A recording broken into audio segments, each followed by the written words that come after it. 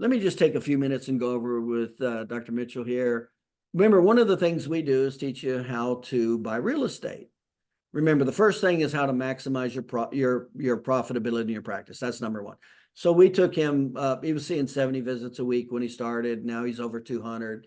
Now he's looking to hire as associate doctor. So the second thing is how to hire, train, and manage your associate doctor. So now he's looking to hire as first associate doctor. So we're working with that.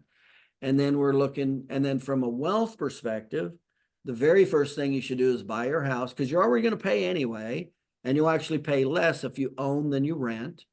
And then number two is how to buy your own office. That's number two. And then how to invest in real estate. That's the system to creating freedom and wealth. That's what we teach. So anyway, back to Dr. Mitchell.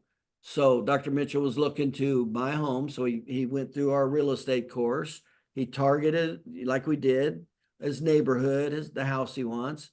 And then you actually followed up, your marketing followed up with phone call, right? Correct. So I sent out the flyers and I went out, I was looking, I didn't get a lot of response. And then all of a sudden, bam, it hit out of nowhere. I was like, oh my gosh, I wasn't expecting, I haven't had any success before. And this is my first time. So, and then when she came to me, she wanted everything in her favor. Somebody else was helping her. She wanted like $20,000 down payment, and then she didn't want to give up the deed at all. Yeah, let me. Oh, sorry. There's just a lot of moving parts to it. Let's clean this up a little bit. Yeah. So Dr. Mitchell found the house that he wanted. It was was it for sale by owner, wasn't it? For sale by owner financing. And yes. Was this from your direct mail marketing or from you calling them?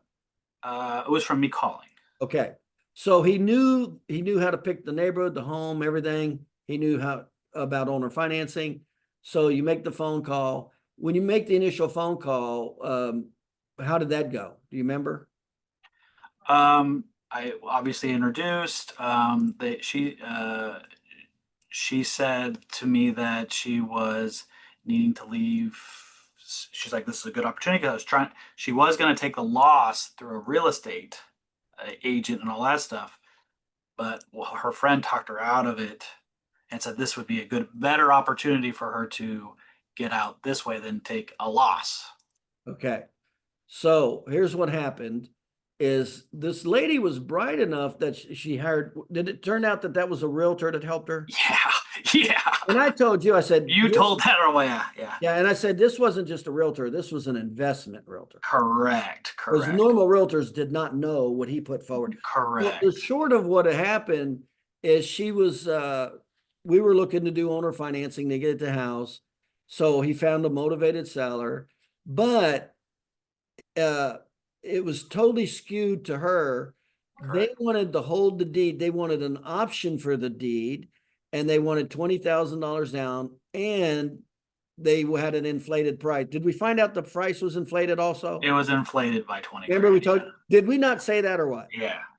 I said, they don't have any money. She's inflated the price. She wants $20,000 down. And what the reason I tell you was to pay the realtor. Correct. Is that not exactly what it was? That's exactly what happened. Okay. So that wasn't a good deal. So I told him, because he wasn't going to be the owner and he was going to pay an inflated, there's nothing wrong with paying a little bit of inflated price for owner financing. I do that all the time. But $20,000, no. So I told Dr. Mitchell how to negotiate. I said, here's probably the scenario. And then I told you how to go back, right? Mm-hmm. I said, no, you're not going to do an option for a deed. You can't write that off and you're not the owner. I said, we've got to do a subject to. Mm-hmm. So you get the deed. Mm-hmm. Now you're the actual owner and you get the tax benefits. He wasn't going to get any of the tax benefits of depreciation if he was going to do an option for the deed. And that's what they wanted to do. And the reason they did, for the people listening, is that keeps them in control more. So I told Dr. Mitchell, I said, no, look, we're going to do a subject to, but we're going to give them security So I said, the security that we'll give them is they'll be named on the insurance, but also there'll be a 30-day quick claim deed. So if it's not paid in quick claim, they don't have to go through foreclosure. And I said, she probably doesn't know this, but he does. Mm-hmm. And when you tell her that, it's going to increase her trust in you. Mm-hmm. So is that what happened? That's exactly what happened. Okay. So as soon as you said, you let them know that wasn't acceptable, but you'll do a contract for deed, and then you gave them security with the insurance, and then also The quick claim deed. the quick claim deed, That was the deal right there. That's what settled creating it. security for them. Yeah. Yeah. So they didn't have to go through a foreclosure. And she didn't even know about that until you told her, right? She didn't have any idea. Right. Yeah. So that protected her, and she didn't even know to ask. But I knew, because I saw the contract or the offer they made, and I knew that was a sophisticated offer. Yeah. It wasn't from just a general realtor, and it definitely wasn't from just a residential person. And that's why I told Dr. Mitchell, I said, yeah, she's got an investment realtor that did this. Because normal people don't know option for deeds, or they don't know that kind of language. They don't know that a foreclosure can take 2 years, and that alone will put you into bankruptcy. Mm-hmm. So, okay. So now, how did we work the price? And then I told you to get the. So I gave her option. I said I give you 5,000 for moving expenses and all that stuff, and I just assume the loan. Let's go back to price. Okay. How did you get the price down? Did you, like I said, go get the estimate and show them the tax value, show them the estimate? The local prices were coming down in the area too, so nobody was offering her that even on with a bank loan. Right. So the point is, we got Dr. Mitchell to give third-party justification for a price, so it wasn't his opinion. Right. I asked a local realtor that I know, and he went and appraised it. And how much less was it appraised for versus what she was asking? It was close to about almost 15,000 less. 15,000. Okay. So in the end, did you offer that price and 5,000? Correct. So you didn't give her the extra 20. You got the home for the value of the home and owner financing. And the $5,000 down was actually going to the price and the equity in the property, where it would not have, if he would have paid the $20,000 down, it wouldn't have, because the 20, and I told you, I said, they need that 20,000 to pay the realtor. It's not going to go into the equity of the property. Correct. It's like you throwing away $20,000. Correct. So that didn't happen at all. 5,000 you actually applied went to the purchase price, right? There you go. You just saved $20,000, and you actually saved more than that, because you don't have to deal with owner financing. You don't have to deal with 21 different closing. Right. So you saved another 3% in closing cost, and the property's worth a little over 2. It's 250,000. So a little more. So you saved another 8,000 there. So you saved 20,000 from negotiating. You saved another 8. So you saved $28,000 just by knowing how to do owner financing. Yeah. And I moved. And you didn't have to take out a loan. Yeah. Didn't have to take out a loan. There you go. Yeah. That's how you do it. That's how you buy real estate. And like I was telling you, you're not limited. If you'd have taken out a federally backed loan, you're limited to 4 residential properties before you're forced into commercial. Right. And you would have to put a third down. That's true. You're not limited. Now, the other reason this is important is he was renting, and let me just give it. What was your rent roughly?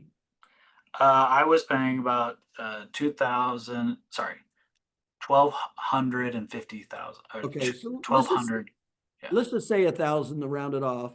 Okay. Well, remember, when you rent, this is another reason. These are all the reasons you want to buy. So when he was renting, he didn't know this until I talked to him, that none of that is tax deductible.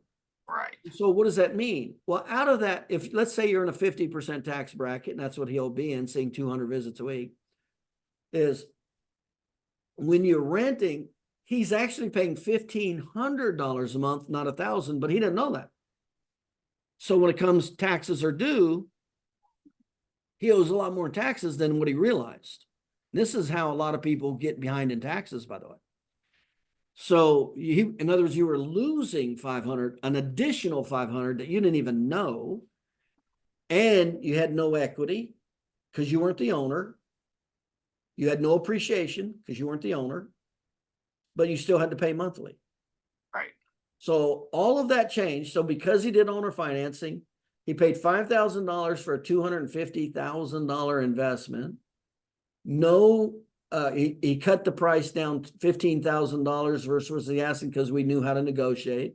He saved another 3% or $9,000 in closing cost fees. So he's about $25,000 he saved just because I taught him how to do negotiation and owner financing. And now you're going to have your payment going into your bank account instead of theirs. Mm-hmm. The appreciation is going to go into your account instead of theirs. Mm-hmm. And now you have a $250,000 asset. That's right. That's and right. it only took $5,000 to do that. Mm-hmm. That's why people get rich in real estate, because if you wanted 250,000 asset in stocks, you'd had to pay $250,000. So very good. Yeah, fantastic. My kids are excited. I'm happy. We move, like I said, we move in this weekend. I'm just scrambling around for transferring electricity, those for a Yeah, new home. the minutia stuff. The minutia stuff, yeah. Yeah, yeah. But this is what creates wealth. So he just basically just created another wealth pocket. So just because you're a homeowner, Mm-hmm. especially if you don't keep refinancing and taking the money out and blowing it, Right. it's nothing wrong with refinancing, taking the money out and reinvesting that money. Mm-hmm. That's good. But he's paying every month anyway, so it might as well be yours versus somebody else. And so the very next thing in other words, to go up the food chain of wealth. Mm-hmm. So what's the very first thing we teach to create wealth? Well, first you'd have to learn how to maximize your exchange of time for money and learn how to run a profitable practice. So the first thing we did with Dr. Mitchell's took him from 70 visits a week to 200 visits a week. That's over $200,000, close to $300,000 increase in income. That's number one. Number two, we got him into his house. So now he's building his wealth through his house and not just throwing money away. Mm-hmm. Number three, the next step you need to make is now buy your office, right? Mm-hmm. Right. If you're paying the rent, none of that's going into your bank account. That's the next step. Mm-hmm. And then, of course, the next step with you from your practice standpoint is the associate doctor, because you can't see any more patients, but you now to create more than you can see. Correct. So now he's going to leverage that up another $100,000 to $200,000 a year. And then he buys his office because he's already cutting the check anyway. Mm-hmm. And then the last step is you learn these exact tools with real estate now to go buy rental properties, go buy more owner finance real estate, Mm-hmm. quality owner finance real estate that cash flows, turn it out, rent it out. Mm-hmm. And you pick up 2 of those a year, 5 years, you're worth several $1 million 5 years later. Mm-hmm. There you are. Yeah. And that's the thing is you never know when that opportunity comes, but it came. If you're looking for it, it comes. Wait a minute. It didn't come. You went and got it. Well, that's true. That's true. I mean, yes. Correct. Yeah. How much of any of that would have happened without? I would have never happened. It would have never happened. I wouldn't even know where to go. I didn't know where to look. You wouldn't be seeing 200 visits a week. That's right. You wouldn't be looking for an associate doctor, and you'd still be renting your apartment. That's right. That's 100% true. So he's like on the total brink of creating wealth, not just practicing chiropractic. He's right at the footsteps of creating wealth. Associate doctor, investing in real estate. It's going to give him freedom and wealth. He's right at the footsteps right now. That's what my consulting does. Very good. That's good. Yeah. Thank you. Isn't that interesting how when I was listening to all the dynamics, we just nailed that whole story. You did. Yeah. I was like, how the heck? How did you know? Yeah. Experience. Yeah. Real good. Well, good for you. You deserve it. You put the Thank you. effort in, you put the Thank you. time in, you deserve The it. best, like I said, the best part, my kids, they actually, seeing they got their own room. Yeah. Got their It's own yard. own yard, all of it, all of it. It just makes me feel free. Makes all the difference in the world when you can take care of your family. Yeah. Thanks for sharing that. Yeah. Any questions for Dr. Mitchell, you guys? That was a big step. And now look how much easier it's going to be for you to do the next one. Exactly. Exactly. Yeah. You Yeah. got over the big hump. The big hump. Yeah. Yeah. Yeah. So real estate's just on the road. Mm-hmm. We got to get you over the big hump with the associate doctor, Mm-hmm. get over the big hump with the attorneys. Mm-hmm. See, you've already gotten over the big hump with patient education and new patients, right? Right. Right. Look what a different world it is. Beautiful. Yeah, it's fantastic. Said all the time, when you actually know how to run the business, it's a fantastic profession. When you don't, it's not that good with only 8% utilization. Mm-hmm. Anybody have any questions for Dr. Mitchell about the real estate deal? Yeah, I've got a question. Yeah. So how does it work with that $5,000 deposit? How are they able to receive that money and yet that still goes to the purchase price? How does that, work out technically? So how that works on that end is that it goes. So they decide the price of the house, right? They're trying to make a little bit more. So if they, let's say it's 250,000, she was asking for 270,000, right? So her actual mortgage isn't exactly 250,000. She had a little equity in there, right? And so I basically dropped it all the way down to what her mortgage was. And I just pretty much gave her the difference was about 5,000 from where her actual mortgage was to. So I just gave her the 5,000, and I got it all the way down to where her mortgage is. So whatever she built in equity, I just assumed. Gotcha. Okay, so that was just the positive equity. Yes. Yeah, in situations like that, there's not much equity at all. Yeah. It's very little equity. Very little. She was gonna And lose then this. we teach, like I taught you how to do the cost of discount, the cost to sell discount. Yeah. So we eat that up. And then when we eat it up, we're essentially taking over that equity. So instead of them losing it through realtors and closing costs and all that, we absorb it. Right. Right. You still have to close it at title company. No, no, I just recorded it in the county. Okay. You Cool. you don't have to. Okay. I always recommend you do for two reasons. Is it just makes it look more official. You can just I've had them sign just on the kitchen table sink. And that's a lot of times what I'll do in the beginning just to get the signature. But I'll still take it to a title company, number one, not that you have to legally, but it just makes it look more professional, number one.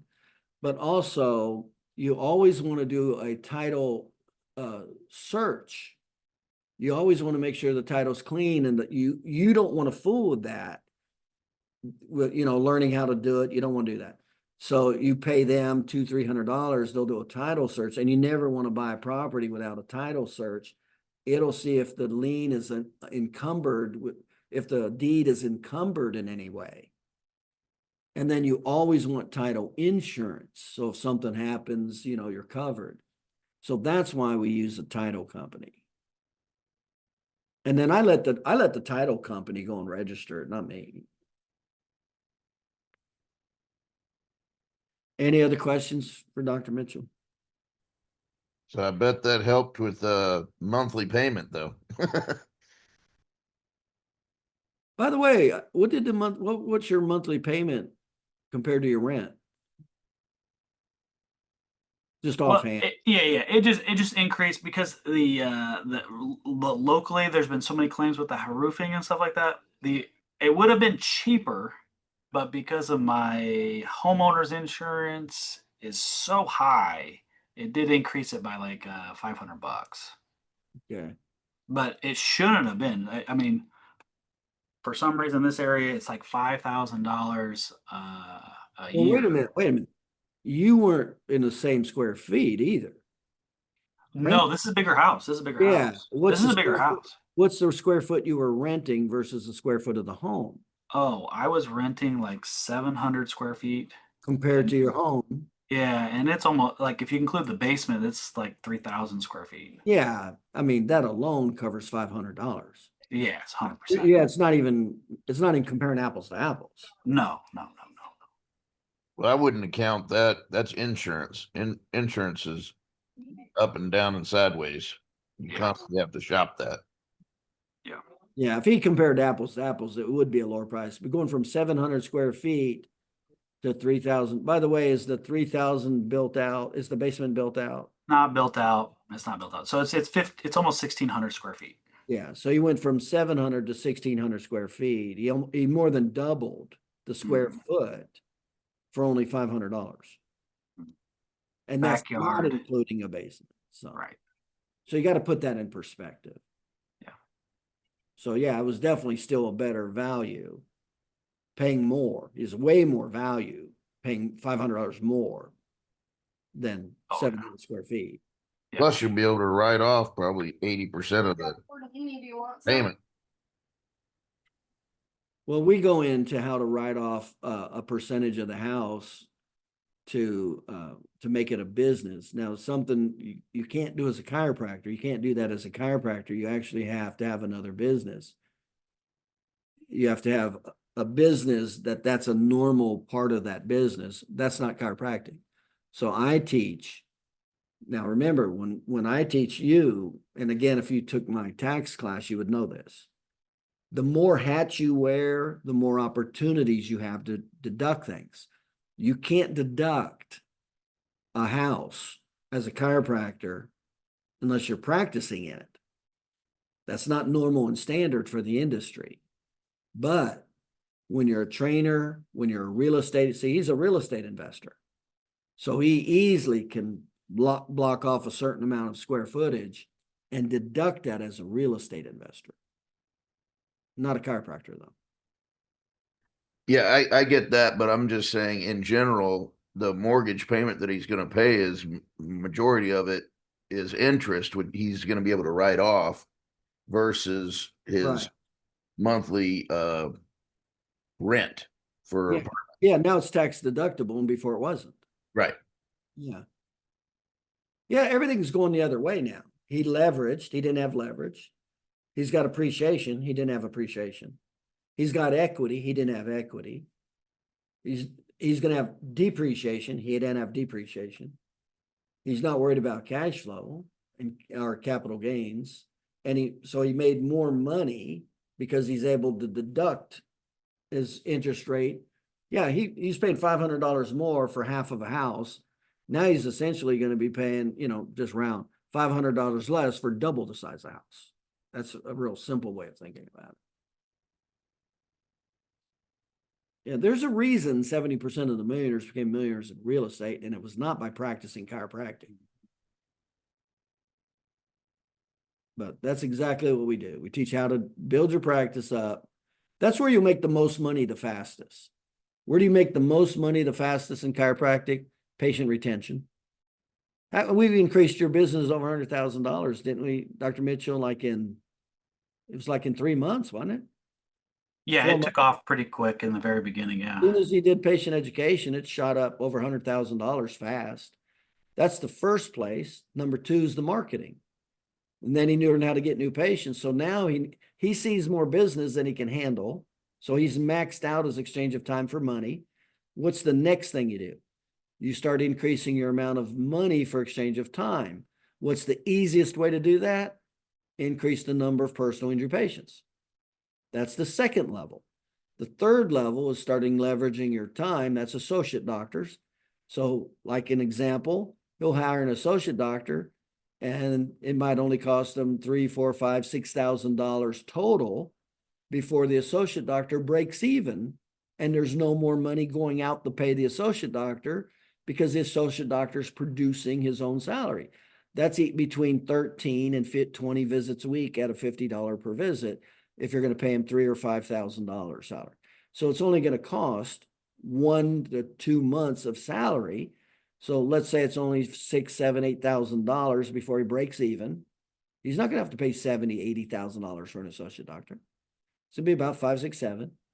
Then he takes the associate doctor up to 100 to 150 visits a week. Now he makes $100,000 to $200,000 from the associate doctor passive income. And of course, the best thing to do now is take that money and leverage it 5 to 1 into real estate, or 10 to 1 into real estate. So now it creates freedom, and you have this like this ATM machine, and now you want to leverage it. And that's real estate. And that's how you create freedom, passive income, and wealth. Remember, you can retire when your passive income exceeds your fixed expenses. You don't need $10, $20 million in the bank. And what's the easiest source of passive income if you're a chiropractor? Well, it's your associate doctor. It's not as stable, but that's the easiest, fastest way. What's the easiest way? Real estate. So when you get the associate doctor and then you combine it with real estate, it will definitely create more of a passive income than you will when you know how to do it. If you don't know how to do it, it won't. But that's what'll create a greater passive income than your income. That's what creates freedom. That's when you can retire. You can manage. And of course, there's way more stability in real estate than an associate doctor. Associate doctor, you'll eventually have to replace them. They'll quit, or you'll fire them, or whatever. Or you'll open an office and sell them an office on their own. Say. So that's the levels. First, maximize your exchange of time for money. 2, in other words, know how to maximize your profit in your practice, patient education, and new patient. Number 2, increase your amount of money per unit of time. The easiest way in chiropractic is personal injury. Then you don't have to buy a $30,000 machine. It's all knowledge-based. Number 3, leverage your time. That's through associate doctors. So you can spend as little as $7,000, $8,000 and make another $100,000, $200,000 a year. Number 4, leverage your money and time. Now you have not only the associate doctors, now you take the money and leverage it 5 to 10 to 1. So that associate doctor that cost you $7,000 or $8,000, when you make that $100,000, $200,000 back, you leverage it 5 or 10 to 1 into real estate. So if it's 100,000 and you leverage it 10 to 1, it's $1 million. If it's 5 to 1, it's 500,000. So you spent $8,000, $9,000 before you break even. You take the money he makes every year, leverage it into $500,000 to $1 million in real estate with cash flow and property. And it cost you $8,000 to create $500,000 to $1 million. That's exactly what we teach. That's exactly what I did. That's how I was able to retire at age 32. It wasn't from practicing chiropractic. It was from leveraging the time and money through associate doctors that gave me freedom and extra money. Then I took the money and I bought real estate. That's how I was able to retire at age 32. That's the path we teach. That's what my consulting does. But you actually have to follow the path. You actually have to apply it. Well, Dr. Mitchell did. He just literally did everything step by step. Step by step. So now he's looking for an associate. He's bought his home. Next step for him, he's already maxed out his time for money. He's got to hire an associate doctor. He can't grow anymore. That's what he's doing right now. So I'm helping him do that. And then he's starting to increase his personal injury, increase his dollar per visit. Now he needs to buy his office. I'm going to teach him how to negotiate and do that. And then he already knows a little bit now about real estate investing, how to do owner financing. Now you take the money, that's the residual income, and move it into real estate, 5 to 10 to 1. Now you can work 3 days a week if you want. You can manage only if you want. And now you're making $1, $2, $3 million a year.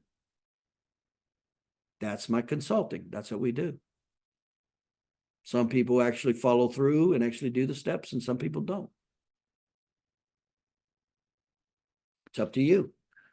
That's what's great about America. It's up to you. There's a total blueprint right in front of you when you hired me. It's up to you whether you follow it or not.